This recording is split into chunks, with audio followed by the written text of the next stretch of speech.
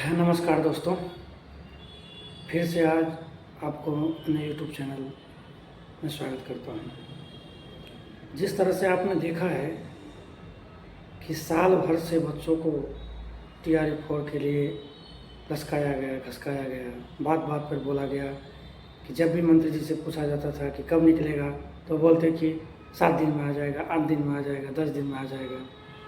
जो चीज़ें नवंबर से शुरू हुई थी, लास्ट ईयर नवंबर से शुरू हुई थी, वो आज अक्टूबर में आके ख़त्म हो गई। सारे बच्चों की लालसा जो थी वो सारा धराशायी की धराशायी नहीं गई। जैसे ही आज चुनाव का डेट अनाउंस हुआ है कि बिहार में जो 2 फेज़ में चुनाव होगी, पहला फेज़ होगा 5 तारीख, फिर 11 तारीख। इसी के साथ लाखों बच्चों की उम्मीद जो साल भर से लगा के बैठे हुए थे कि आज आ जाएगा, कल आ जाएगा, बार बार मंत्री जी पे बोल रहे थे, शिक्षा मंत्री कि नहीं आ जाएगा, आ जाएगा। किस तरह से मतलब बच्चों को एकदम से पूरा का पूरा डिमोटिवेट हो गया है। मैं जिससे भी बात कर रहा हूँ, अभी कॉल पे बात किया, बहुत सारे बच्चों ने फ़ोन किया, सारे बच्चे एक बात ही बोल रहे कि सर अब क्या होगा, किस तरह से काम चलेगा। हमने इतने से, क्योंकि ऐसा नहीं है कि इसके बाद सरकार फिक्स रहेगी। सरकार किसकी आएगी नहीं आएगी कौन जानता है, किसके बस में है कि कौन किसका सरकार आएगा, किसी के पास नहीं पता है। हो सकता है कि सरकार चेंज हो, उस सरकार की नीतियाँ अलग हो, सरकार अलग तरीके से काम करेगी। जब से ये NDA सरकार BJP के साथ सरकार बनी है, सरकारी नौकरी के नाम पे इन लोगों को पता नहीं कौन सा हो जाता, सारे टेंडर पे काम कराना चाहते हैं, किस तरह से काम कराना चाहते हैं, कोई इनका ठिकाना ही नहीं है किस तरह से काम करेंगे। बच्चे भी करे तो क्या करें।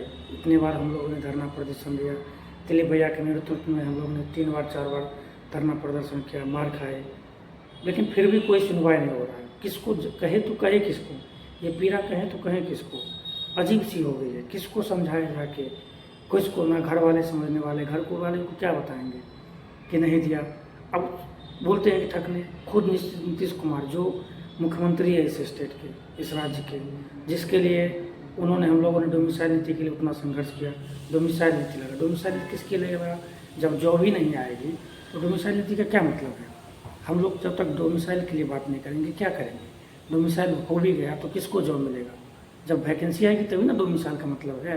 हमारी बहनों को 35% आरक्षण मिल ही भी गया, क्या फ़ायदा उस आरक्षण का जब उनका कोई वैल्यू ही नहीं है, कोई देगा ही नहीं, जॉब ही नहीं देगा तो उनका डोमिसाइल मिलने से क्या हो जाएगा। आपने देखा होगा इस 4 मंथ में नीतीश कुमार ने जितना भी अनाउंसमेंट किया है वो सारा का सारा पूरा हुआ। एक TRE-4 के अलावा जितने भी अनाउंसमेंट किए, उन्होंने 10,000 हर महिला को देने की बोले, वो भी हो गया। उसके बाद अभी आंगनबाड़ी का हो गया, सेविका का हो गया, सारे चीज़ों का हो गया। लेकिन एक TRE-4 क्यों, क्योंकि इसमें जॉब की बात है, इन लोगों को लॉन्ग टर्म पे मिलेगा, लॉन्ग टर्म पे पैसा देना पड़ेगा। BJP का एक ही मोटिव है कि हम जॉब नहीं दे सकते।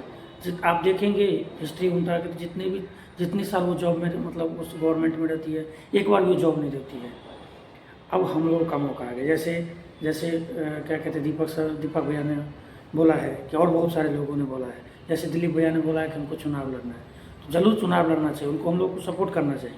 क्योंकि जब तक हमारे बारे में या हमारे जैसे संघर्षी लोग चुनाव में नहीं आएंगे, हमारा कौन सुनेगा, कोई सुनने वाला नहीं है। तो मेरा कहना है आप लोगों से कि आप लोग संघर्ष करिए। इस बार जिस भी विधानसभा में हम लोग का दायित्व है, जिस भी विधानसभा में हम लोग का वोटर ID है, उस विधानसभा में जो भी प्रत्याशी रहेगा उससे डायरेक्ट पूछेंगे कि आपने TRE-4 क्यों नहीं दिया। अगर विपक्ष का है तो उनसे पूछेंगे कि आपके नेताओं ने हमको क्यों नहीं सपोर्ट किया। उनसे भी पूछना है सवाल। जब तक हम लोग सवाल उनसे नहीं पूछेंगे तब तक हम लोग का काम नहीं हो पाएगा। हम लोग से पूछना पड़ेगा, पूछेंगे कि आपने क्यों हम लोग से 1 साल से ठगते जा रहे, सब के सब ठगते जा रहे हैं, किसी ने सपोर्ट नहीं किया। हम किस पार्टी को सपोर्ट करें। कोई भी सपोर्ट ऐसा पार्टी नहीं है जो इसके लिए मुखर होकर बात करे, मुखर होकर उन चीज़ों को दिखाए। आप लोगों से ये रिक्वेस्ट है कि आप लोग जितना ज़्यादा हो सके अपने लोग आसपास को समझाइए कि जब तक ये सरकार रहेगी, क्योंकि अब तो चुनाव, अब तो आचार संहिता लग गया, अब तो कोई विकल्प ही नहीं हमारे पास। इसके बाद सरकार किसकी आएगी कौन जानता है।